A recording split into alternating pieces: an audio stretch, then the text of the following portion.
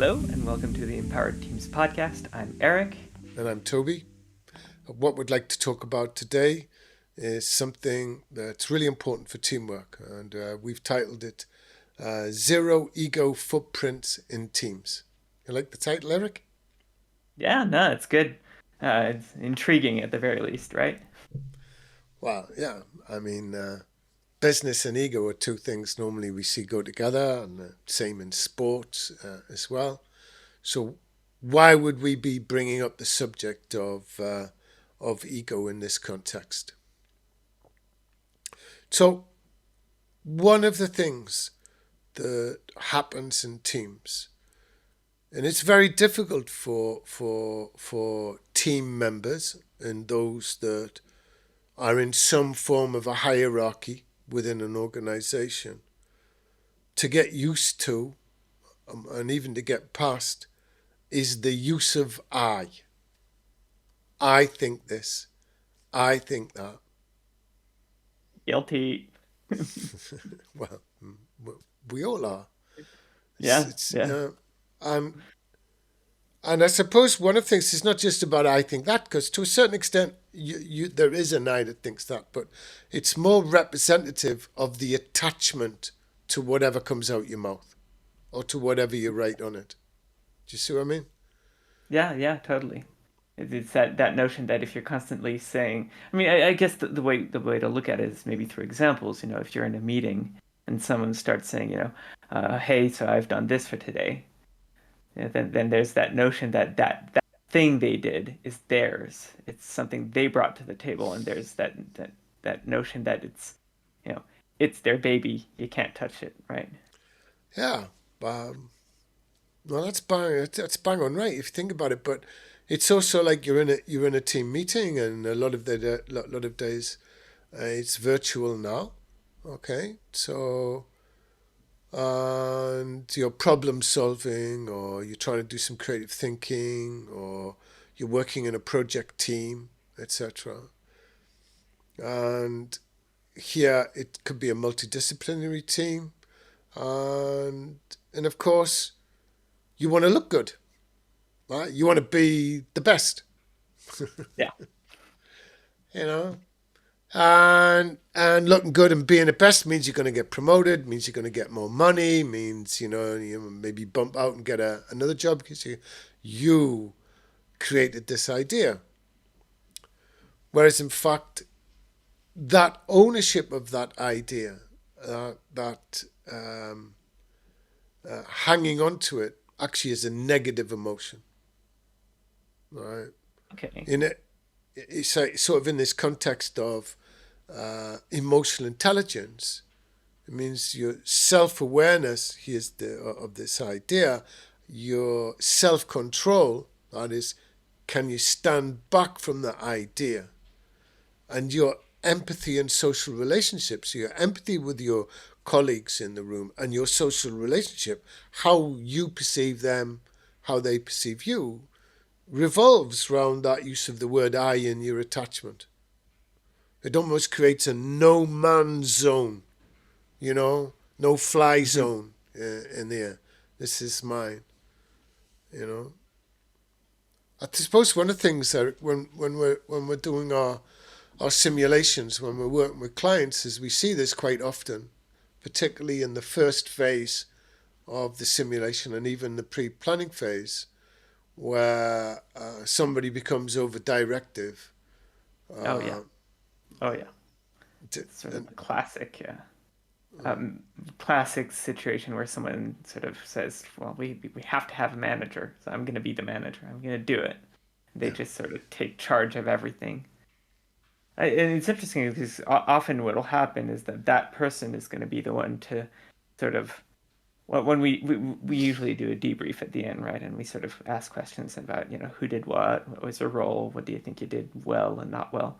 And often this person is going to be the person to say, well, yeah, so I did this and I did that, and everyone else is sort of using that notion of we as a team.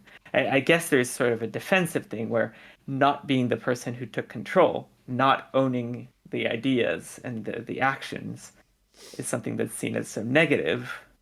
that of course you have to run away from it, and so you use we to include yourself. Whereas if you did own it, you use I to say to claim it Mm. and to reinforce the notion that you're the one leading, right? No, I think there's something else to do. Remember when there's a cultural thing as well, you know, and in some cultures hierarchy is very important and needs to be respected. So I remember when we were working with a German company, and this one guy who really drove his colleagues nuts was furious to remember that they didn't follow in this Yeah, his directions. These are my ideas, and I expect you to follow them.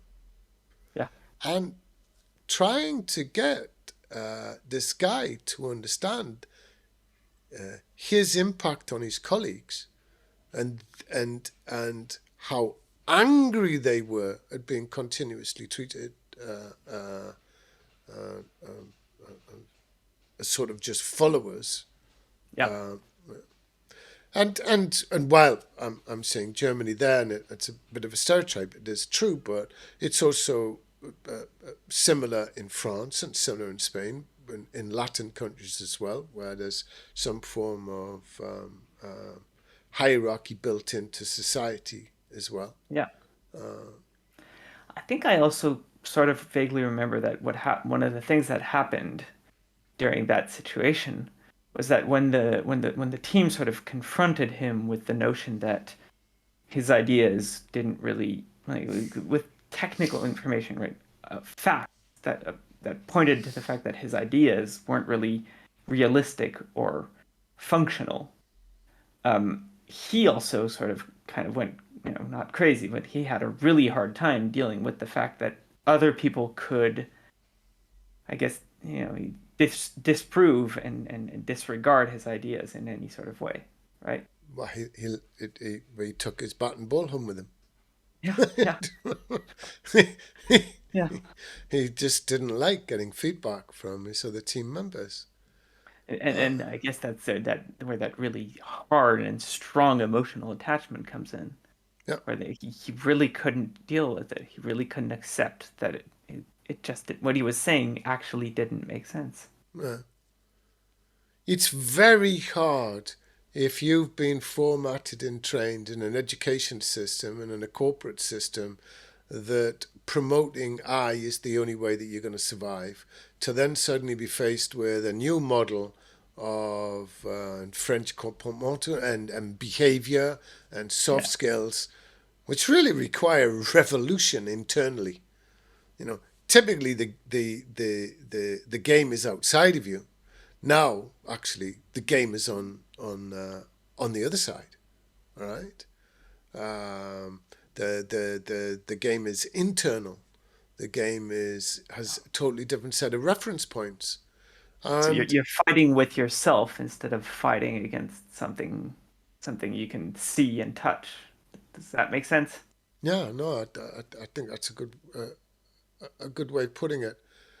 I think for many people, emotional intelligence is very difficult to grasp. Some people think it's just about being nice instead of being horrible. Well, actually, that's not true. Emotional intelligence isn't about being nice because there may be times when, under the umbrella of emotional intelligence, with colleagues, with team members, that you actually have to be direct, that you have to take sometimes a form of command and control, depending on Yeah. the context and the situation, where giving orders within a certain context may be a priority because there's short-term timescales that you work to and you're setting direction, or you're challenging behaviors within some context. Right? I know Okay. that sounds a bit fake there, but you know, if somebody keeps losing their temper, right, then you can't keep being nice. You have to, Okay. Yeah. right? You have Yeah. Yeah. you have to say, okay, that's enough. All right. Slap them Okay. back to reality and then ask them the questions once they've calmed down, basically. Yeah, I'm not quite sure I'd use the word slap them back to reality, but there you No, go. but All the right, idea of it, not the action. yeah, yeah. But also skilled on awareness, which I know is not the subject of today's podcast, but skilled on awareness or skilled in competence, right, is born around the inability to deal with conflict. Emotional intelligence is about dealing with conflict, but it's not necessarily about minimizing conflict, which is Mhm. one way people think that it is. But it is actually being able to entertain constructive conflict so that you generate new solutions, so that you generate new ideas, so that you can entertain within a team, 5 or 6 different viewpoints. But because you're not attached to the viewpoint, it doesn't result in afflictive and negative emotions. People don't get upset. I don't mean to use this term, this word objective, because it can be misconstrued in terms of scientific perspectives and positioning. What it just means is that you take a third party approach to the idea. You actually look So you at mean you get everyone to sort of step back and look at it, without without taking sides? Is that what you mean? yeah. If you think Okay. about it, if um, because you take a step back from what? Take a step back from me owning something. It's not just Okay. take a step back and I have a view. It's No, from no. where to what. Do you know what I mean? No, I guess I can get it. Like, to relate it to our lived experience, we often constructively fight about stuff when we're creating things and we're designing things. We Yeah. disagree in a very vocal manner. Energetic. Uh, Yeah, exactly. And one of the things that I've noticed is the point where we usually come together is the point where we're able to relate what we're what our points of view are, what our actions are to the general objective, and say, okay, wait, because maybe the way we're thinking about this, does it respond to the objective? Does it respond to the demand? Is it isn't there actually a situation where we're both right? We're both talking about the same thing. We're just not understanding each other because we have different end goals in mind or different ways of understanding the data.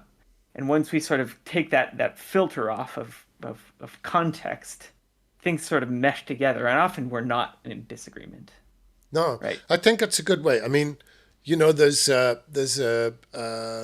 an old Xerox parable, an old Xerox story, was that a salesman and an engineer go to a car park and the car park's full.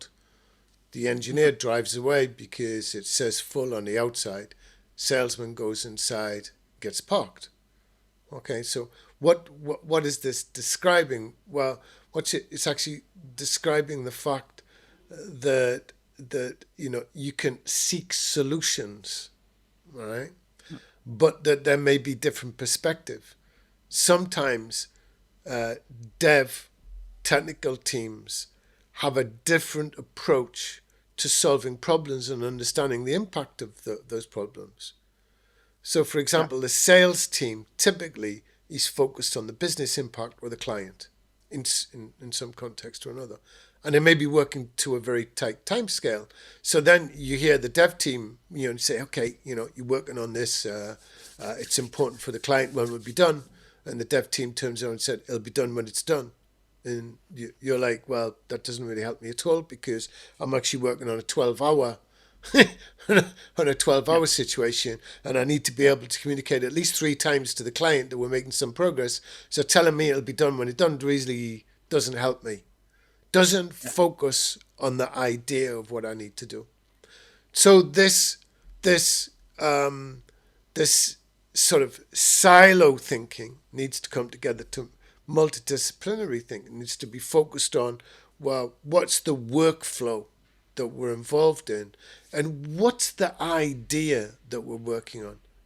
Not the sitting back on my specialist field and I know best and I'll let you know when it's done. But recognizing that the other person is part of your team and has real needs and speaking to the client, and you helping them understand information that they need to work on. So here means taking out the ego. Here, Okay. all right. Yeah. It's focusing on the evidence of what's in front. Well, Toby, what I'm trying to say is that when I'm looking at the project that I'm working on, I think we're about 60% there in terms of understanding the problem that we're working on. I see another Parameters. Or, yeah. right. So you're looking at the evidence and you're being able to present it back rather than I'll let you know when it's going to be done. Does that make sense, Harry? Yeah. So I think one of the things that we need to think about is having the capacity as individuals and teams to be able to present ideas, to talk about ideas in such a way that if they're challenged, you're not Mhm. hurt. Okay. Yeah.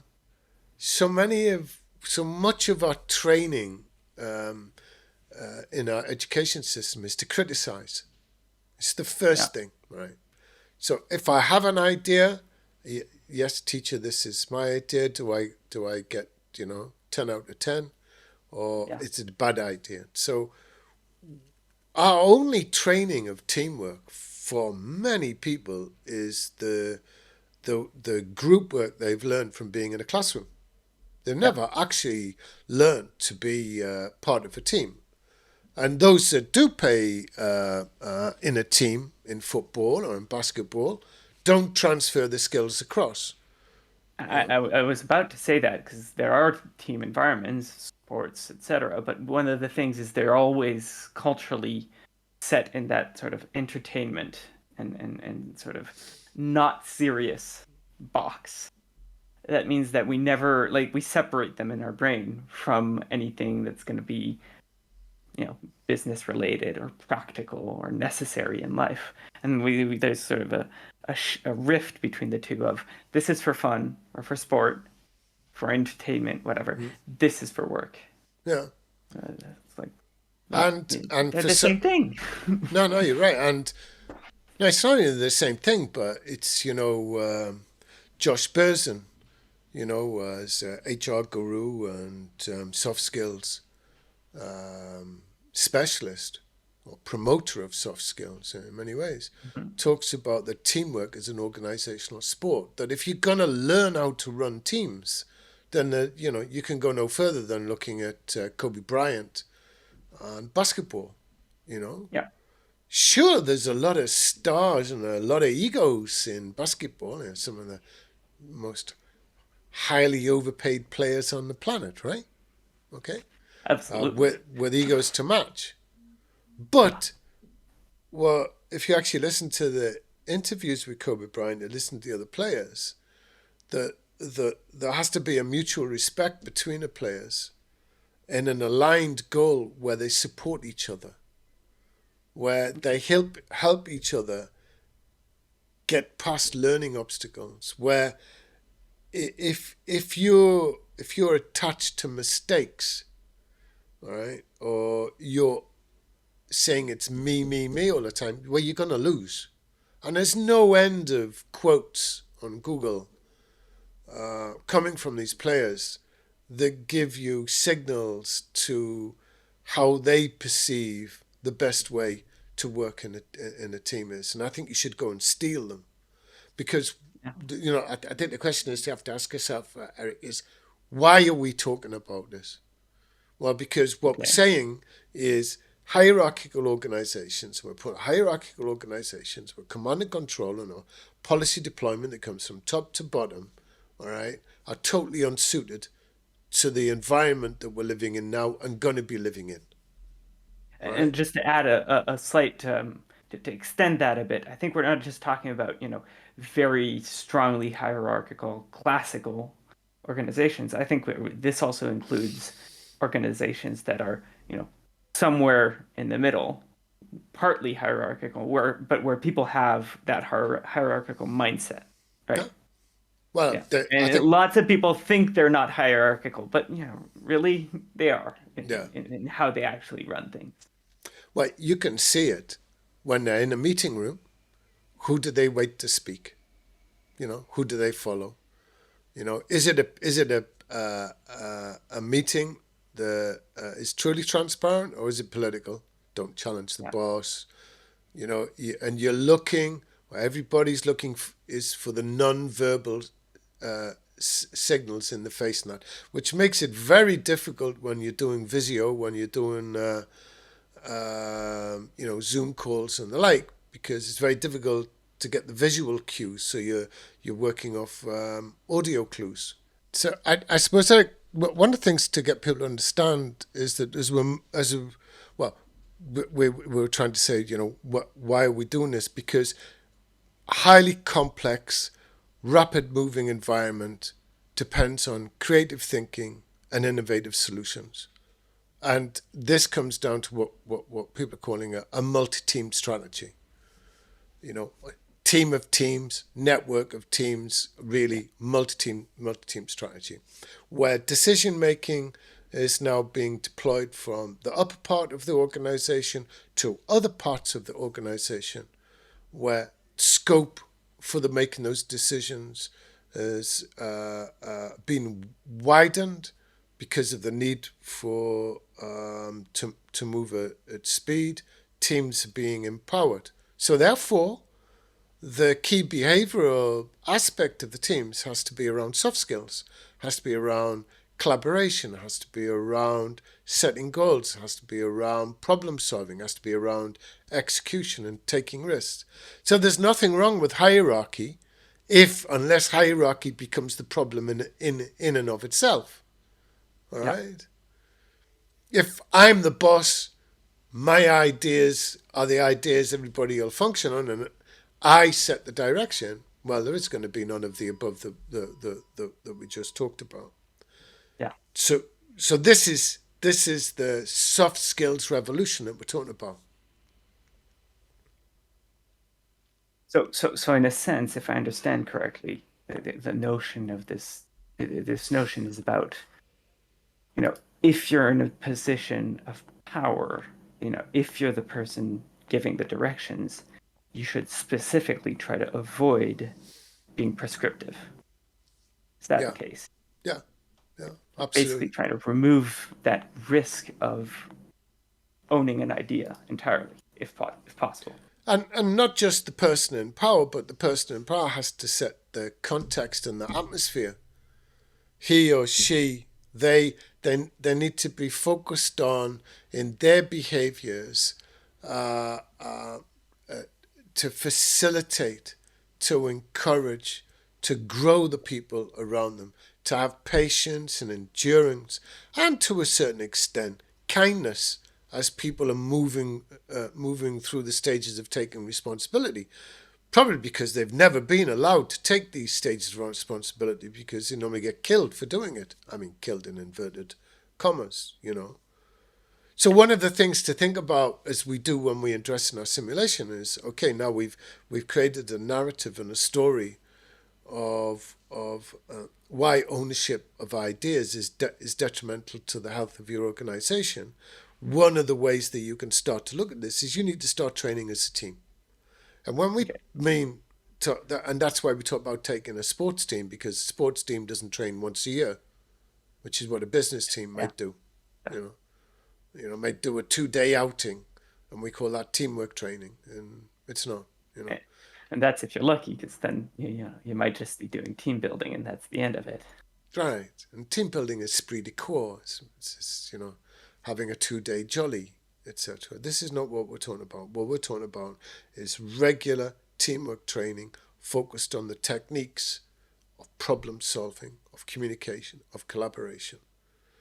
And one of the ways to have an immediate benefit in the way that your team communicates and collaborates, and it's not just to do with innovation, but to do with problem solving, but most importantly, it's to take the ego out of the conversation is to use Edward de Bono's Six Thinking Hats, which I'm a great fan of. All right, really am. And that doesn't, as a debutant, as a beginner, sure, you're going to say, I'm speaking from red hat. This is Yeah. what I feel. I'm speaking from blue hat. This is a process question. That's, and people become quite critical of this notion of wearing hats, but that's just your beginning stage.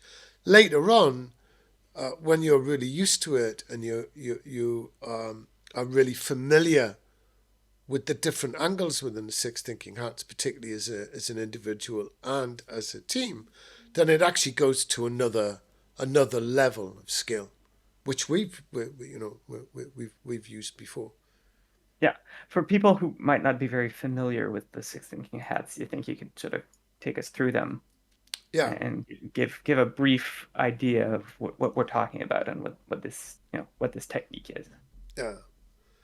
Well, De Bono created this, and it follows in good tradition of his work. Right and wrong. I'm right and wrong, and he came up with these 6 perspectives. You wear a hat, you wear a perspective. You wear a hat, you talk through the color of the hat. So he gave each hat a specific color, and he associated with them a particular characteristic. So, for example, what it enabled you to do was to be everybody to be aligned and aware of where the content was coming from, but not attached to that content. So a lot of people use the red hat, unknowingly use the red hat, where they say, I feel this is something. But actually, a lot of the team members give that feeling, which is coming from somebody higher in the hierarchy, a weight of evidence that it's reality rather than it's just an assumption or it's just an opinion. So when you have red hat, and it's a very important hat, I feel, it's looking at your gut instinct. That sometimes, some situations, can be more important than some of the other hats. All right, Yeah. big, so when we then talk about blue hat, one of the most important perspectives is what's the process that I'm going to use within this meeting that we're collectively going to use? What is the problem, or what is our objective for being here? Which is often missed. A lot of meetings happen and there's no objective, or the objective is so loose, raised as a subject rather than an objective. This is what the blue hat addresses. I'm speaking from the blue hat. I don't seem to see there's an objective. I'm speaking from the blue hat. This is the objective. These are the 4 steps that we need to go through. Then one of the things we start to see is white hat, which is about data. White hat is about evidence. So if somebody speaks from the red hat and says, well, I think it's this, somebody can speak from the white hat and say, okay, I hear what you're saying, so acknowledging what they're saying, but where is the evidence for this? I know it's a gut feeling, but can we translate that into some experience? Is there data that we could go and find, or is there data that exists? Is there questionnaires that we could create that could go and back up your gut feeling? All right. When we then move to yellow hat, sometimes people say this is the sunshine hat, this is the positive hat. I'm more thinking that yellow hat says, what's the value of what we're doing? Okay. What is the business benefit? Sometimes it is trying to get people just to be positive, right? What's the Yeah. positive activity here? But really, if we want to put this in a business context, it has to be around what's the value and the benefits of what's the So return on learning. it's about understanding tangible positive outcomes and results. Is that Absolutely, it? yeah. Okay. You could then say, this is this is yellow hat, and you could have white hat come in and say, okay, which is what you, where's the evidence? How can we Okay. find the evidence to support this this value proposition? So you're beginning to see that each hat can be used juxtaposition wise, you know, to bounce off each other. Yeah. That's a skill in itself, because the opposite of the yellow hat, which is what is logically positive, is the black hat, which represents, typically the sentencing of death within a court system. So you put the black hat on, is the logic, Well, this is the predominant hat that's used without logic in business meetings to kill most ideas. This is the most common perspective that team members and players and participants will use.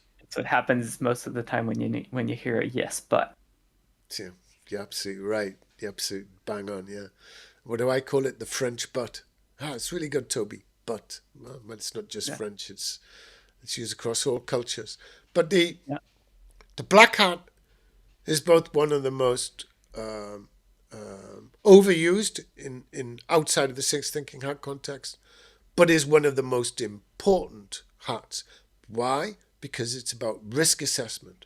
It's not about being negative, which is what some people say it as.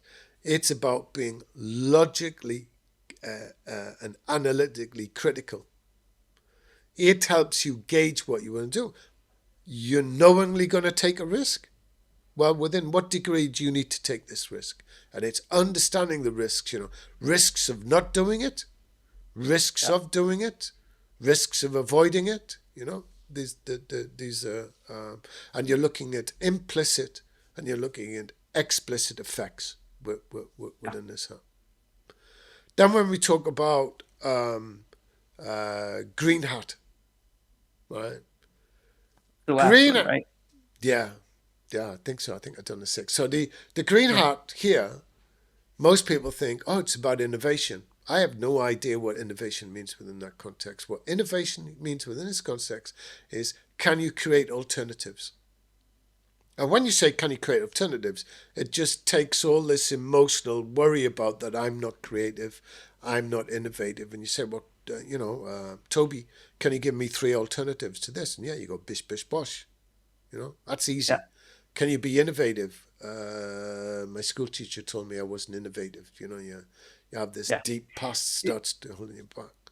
in a sense, I guess one way to, sort of an image would be to, like, looking for new paths, right? You're lost somewhere. It's like, okay, let's find three different paths and see which one leads us to our destination, I You, guess. you, to a certain extent, what you're talking about is, if we talk about jazz, you're riffing this. If you're making a recipe, right, but you don't necessarily follow the recipe, you see where the recipe goes. If you're talking about actually making paths, it might be sometimes you're cutting a path through the jungle nobody's been through, right? Yeah. And you're taking all the tools to go with and do that, So you can train this within the context of the sunk simulation. Yeah. Why? Because the sunk simulation means that you're coming in and working in a project of which is totally unknown to you. All you can be reliant upon are your skills, techniques, and tools of working as a team. And you either have them or you don't have them, or they're working in progress. I think also one point to note is that the way Sonic is designed, it it's there's a certain level of difficulty and complexity, and to a certain extent you might get lost at the start, not really understanding what to do.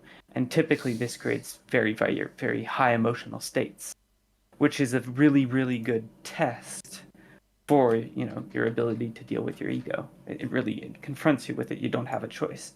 So the Six Thinking Hats becomes a tool to sort of force you to navigate that as a team. The way it can be used in the game is almost like an ideal training scenario to then later be able to sort of get used to the method, get used to the concept, and then apply it to business situations outside of the game. I think one of the things, just to finish a podcast off, Eric, is that what you're talking about is business transferability of skills. And the Mhm. one thing that we've seen with our clients is it's almost immediate, Yeah. because the nature of working within a simulation is so tangible and so heartfelt, and your learning is here, not here. I think we were on a presentation this morning where one of the top people said, "Yeah, look, I'm so fed up with doing PowerPoints and sitting in role plays. Here, it's immediate, and I can go out and use it." Does that make sense? Yeah. Yeah. Absolutely. It's that So, notion of actually doing something that always feels better and has a better lasting impact, right? yeah, I think you're right. And on that note, I want to say thank you, Eric. Thank you. And hey, guys, if you like what we've done, we'd be really grateful if you press like. You press Yeah. the like button for us, and if you would like to get more content, please subscribe, and we'll see you on the next one. Yeah.